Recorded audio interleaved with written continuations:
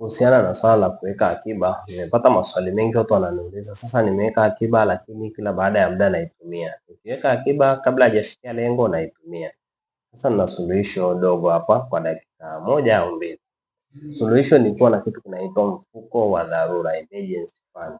Kabla hujaanza kuweka akiba kwa ajili ya malengo fulani, kama ulikuwa una akiba kabisa, hakikisha unakuwa na huu mfuko wa dharura kwanza. Mfuko wa dharura ni nini? Mfuko wa dharura ni mfuko ambao unaweka matumizi yako ya miezi mitatu. Inashauriwa miezi mitatu hadi sita, lakini at least miezi mitatu, kwamba matumizi yangu yote kwa mwezi labda ni 200,000.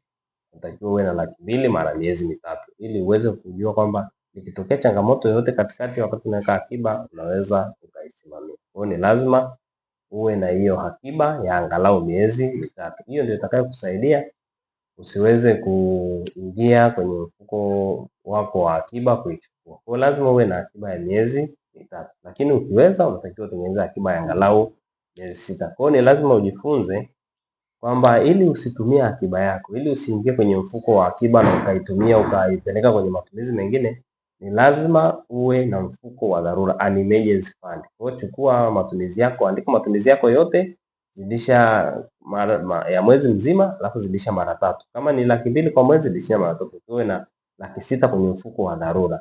Kama matumizi yako ni 500,000, maana yake utakiwa na angalau 1,500,000 kwenye dharura. Hiyo ndio itakayokusaidia, ni buffer, ni ulinzi wa akiba utakaanza kuweka kwa ajili ya malengo yako ya baadaye. Tofauti na hivyo, utakapopata dharura kidogo kwenye matumizi, utaenda kuchukua ile akiba yako. Kwa utakuta unaweka akiba, unaitoa, unaweka, unaitoa. Kwa ni lazima uanze kwa kuweka kwanza akiba kwa ajili ya mfuko wa dharura. Huo mfuko wa dharura utakusaidia sana kulinda akiba yako. Asante, endelea kujifunza pamoja nami.